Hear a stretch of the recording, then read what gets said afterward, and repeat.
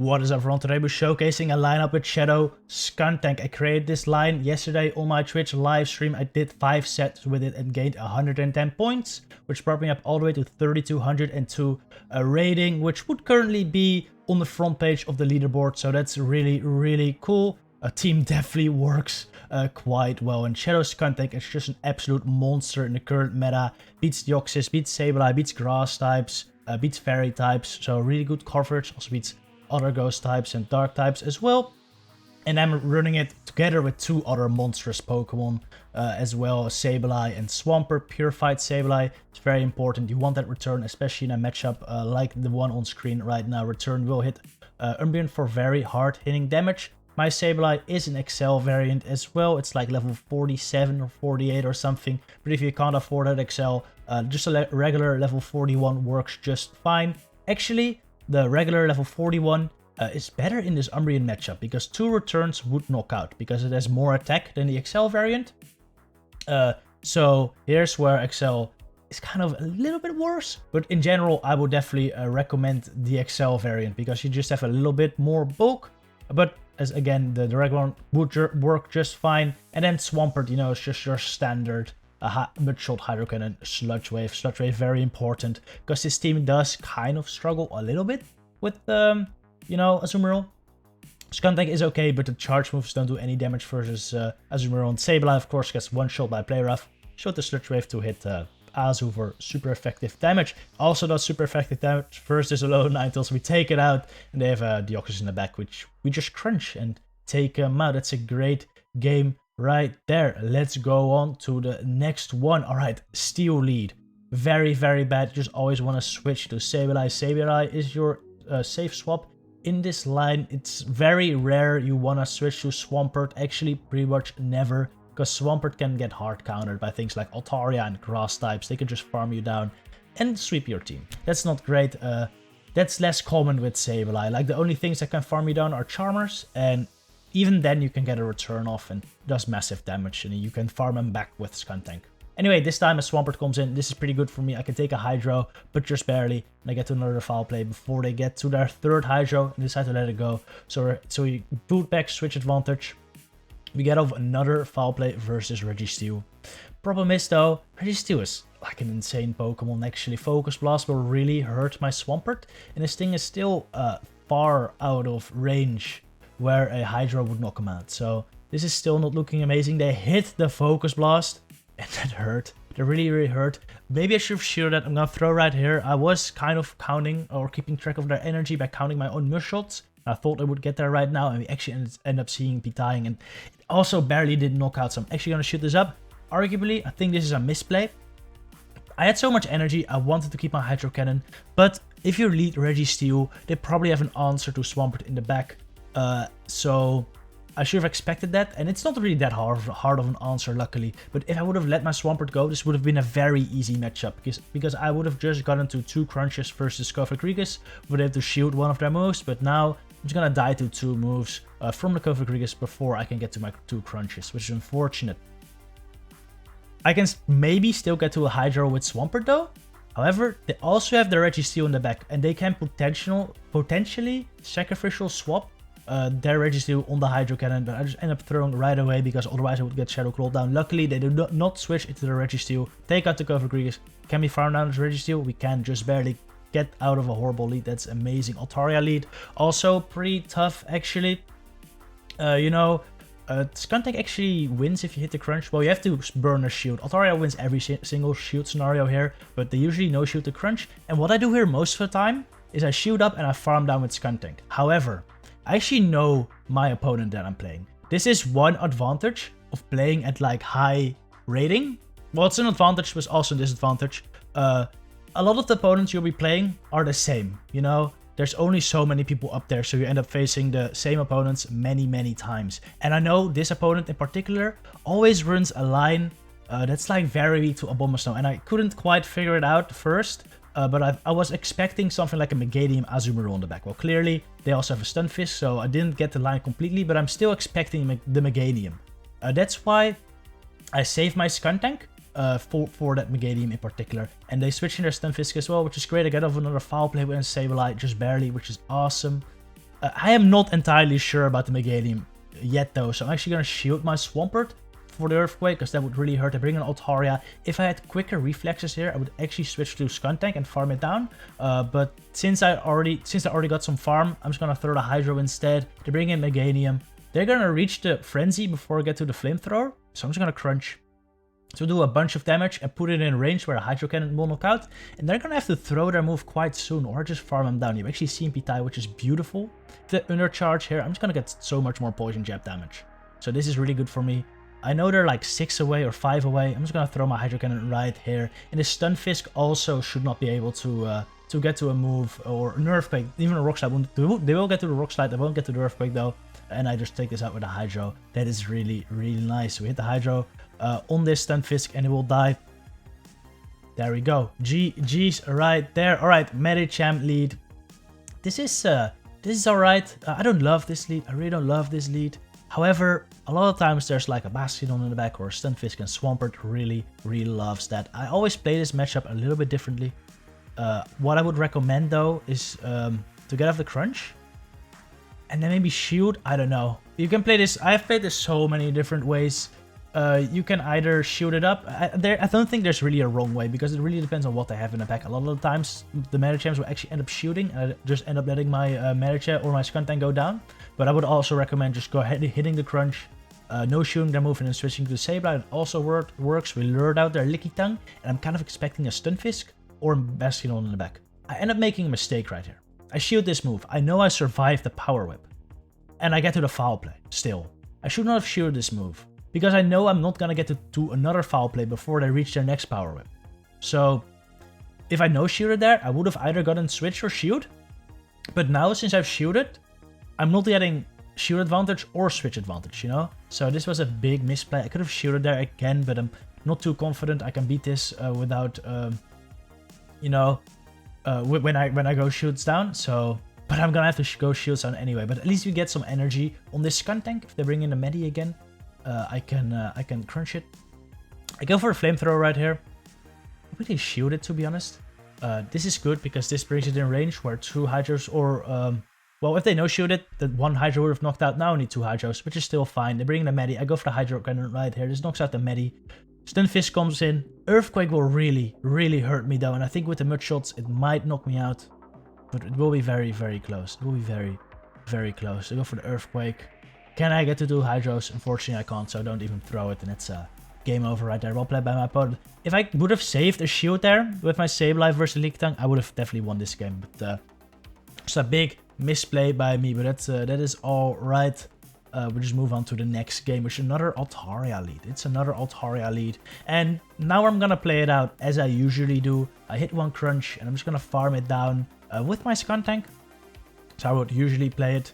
The reason why I don't really like switching out most of the time is because with the health this Altaria currently has, you know, it can still farm down my Swampert if they have 2 shields. So I don't really like that. So instead, I just farm it all the way down. I have a crunch and a Flamethrower loaded. They bring in the Azu, and this is quite bad. Honestly, I should have considered, I think, looking back at it, throwing this crunch might have been a mistake, because it doesn't do that much. Actually, it did bring it into Sludge Wave range, which is nice. I bring in my Swampert versus the Azu, so they must know I'm pretty weak to Azu in the back. So that's why I'm expecting them to shield their Azu, because it's very valuable for them. But my opponent makes a gutsy call and no shields the Hydro, which is honestly pretty insane. I'm just gonna throw another Hydro right there. Again, really hoping for a shield. I have no clue what could be in the back. Oh man. Alright, it's a Machamp, which is not amazing actually. This Machamp just got 2 counters advantage, and it's 7 counters for the first Rock Slide, 6 for the second. That's only 13 counters. And I need 12 counters for my double foul play. So the only way I win this is if I call this move and they cross chop. So that is really, really good right there. They could have just double Rock Slid. They would have reached double Rock Slide before my 2 foul plays, because they have advantage. So that's really, really nice right there. That just shows you have to, if there's a win condition, you just have to go for it. As stupid as it may seem, because honestly they had no reason to go for the cross chop right there. But luckily they did, because it does end up winning me the game right there. They did have a move, by the way, on their Azu before, switching out, but even throwing that, I don't think it would have really mattered. And yeah, we just much it down. That's a great game. Alright, Politoed leads quite bad for me. It actually beats both my Skuntank and Swampert. So it's not amazing, but I just switched into Sableye anyway. They bring in Grimer. Grimer is quite tanky, so I'm just gonna go for the return because I'm not expecting. They might shoot it. I think the chance of them shooting is higher than a no shooting, but I'm still throwing the return anyway because they might no shoot, knowing that they could survive it. So it's okay with me. They get the defense rope right here, which actually helps me out because my defense is lowered. They're gonna get less farm, which is pretty awesome actually. That's pretty great for me. I'm gonna go into Skuntank right now, of course. I could go into Swampert, but I want to save my Swampert for that Politoed. They sludge me right here, it's fine with me. But they have so much energy. They have so much energy. Even with that defense full and them getting less energy, they still get to this move. They go for the crunch. And somehow, some way, look at that. I hit my flamethrower, but it didn't go through. It didn't go through. So the Grimer is still alive, which sucks. I'm not gonna shield this right here. It'd be a waste of a shield. Weather Ball currently doesn't hit that hard anymore. I'm gonna go for the Sludge. We have one shield, but let's see what's in the back. I assume it might be strong against Swampert as well. And it is a Skarmory. I think, honestly, even if I got that Flamethrower through, this game would have been over. Because the Grimer is still alive, right? They switch out their Grimer instantly. It's kind of like it died, you know? So I think either way, I would have won this game, or lost this game, I mean. So the lag didn't really matter, but it still sucks, you know. Yesterday, I lost like 2 or 3 or 4 matches because of lag, because the game was just really shit yesterday. But also I won a couple because of lag, so kind of evened out. I've cut all of those battles out of the video though, because they kind of sucked. They kind of sucked, you know. It is unfortunately just the reality of the game currently, that there are a bunch of matches that you just win or lose because of you know, either shitty game mechanics or just the game lagging. The games that do function though, they are really nice. I think I've had some very exciting games yesterday, the ones that worked at least, and most of them are being showcased in this video right now. We're in one right now. I think I switched into Swampert into the Skarmory right here, and this was a mistake. I kind of, I don't know, I got annoyed by something at the beginning in the match. I can't remember exactly. But if you see a Sableye lead and Skarmory comes in, always switch in your own Sableye. Guys, there's very likely another steal in the back, like a Stunfisk. You want to save your Swampert for that, and Sableye versus Skarmory is still a pretty good matchup, because you win the 2 shields, so you can force the switch advantage for sure. Anyway, this is still kind of okay. This is a foul play from this Sableye, and it won't kill me, so that's okay. And what's gonna come in, as you can see, it is gonna be the Galarian Stunfisk. There it is. There it is. That is the Galarian Stunfisk right there. I'm just gonna throw my flamethrower, and it actually gets a shield. I was kind of considering letting them farm down my Skuntank, because then I'd be able to sacrificial swap. But I think that'd be too obvious, and it's very easy to prevent a sacrificial swap if you know what you're doing. They tried to sacrificial swap themselves, but I saw it coming. If you looked closely, I actually stopped tapping there for a second, because I wanted to throw my move in the middle of his animation instead of on alignment. Because if you throw on alignment, there's a risk of them sacrificial swapping, and that was basically almost my only lose condition there. Because we would have hit a double foul play either way, brings them incredibly low, and now I can farm this down with either one of my Pokemon. But I'm gonna do it with double resisted, triple resisted poison jabs actually in style. GG's right there. Another Deoxys lead. This is actually a very, well, I think this is a winning matchup for Skuntank, but it's more even than you might think, because a Rock Slide or a Thunderbolt really does hurt. You get to the crunches and the Rock Slides at the same pace as them actually. Alright, I'm gonna shoot this up because a Rock Slide from this range would basically almost knock me out. Gonna shoot it, gonna go for another crunch. The thing is also, they probably know that you get there at the same pace, and you're forced to throw on alignment basically, so they have a very easy sacrificial swap if they do want to, which makes this matchup kind of risky. No shooting this right here. I prefer, like, Sableye with energy is just so strong, right? It is so strong. Even though I'm expecting 2 Sableye answers in the back, this thing with energy is just amazing, and with a shield up as well, so I decided to just keep the shield advantage. And they switch out into the Azu. This is fine. Since they switched in their Azu right here, I'm expecting a better answer for Sableye in the back still. So like an Umbreon, or Mandibuzz, or maybe an Alolan Ninetales, a Charmer, a Wigglytuff could also be the case, but Alolan Ninetales is the more common Charmer. So that's why I stay in right there. I don't go to Swampert and Sludge Wave it. I think this is the way to go. And what they end up bringing in is the Umbreon, and this is kind of fine. This is kind of fine. I can get the return here for sure. They end up trying to sacrificial swap. They throw a Rock Slide right here. I need to save this return for the Umbreon, because the Umbreon has so much energy and Umbreon does beat Swampert. So I'm gonna try to farm this down, but unfortunately they do get to the Psycho Boost.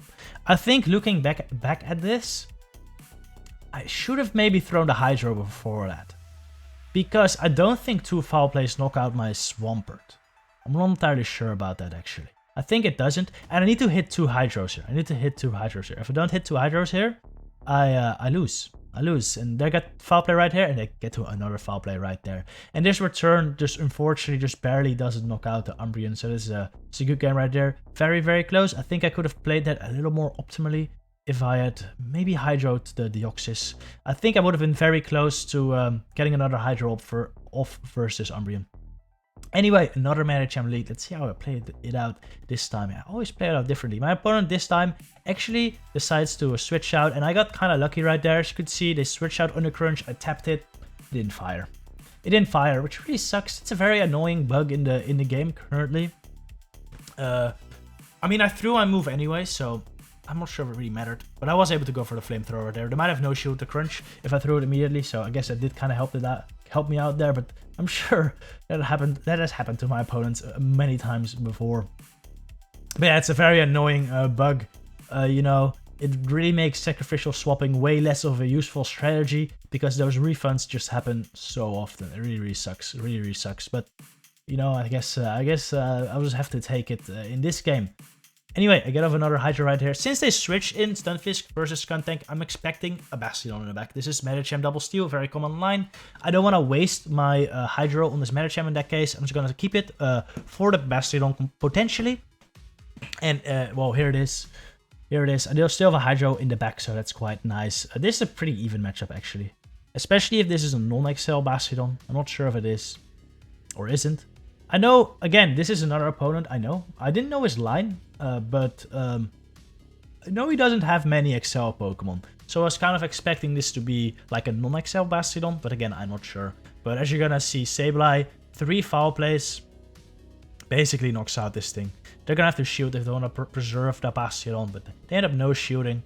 Brings him in the red, deep into the red. We farm him down, and now the Medicham is basically dead. I don't go for my move right there for no reason at all. I really should have gone for it, but either way, I just, you know, fast move it down with Skuntank at this point, and it's a good game right there. I think that is the final match. It was. All right. Thank you all for watching. I hope you enjoyed the video. This is a team I really recommend, so I hope you try it out. Hope you have fun with it. Anyway, see you guys in the next video. Good luck with your battles.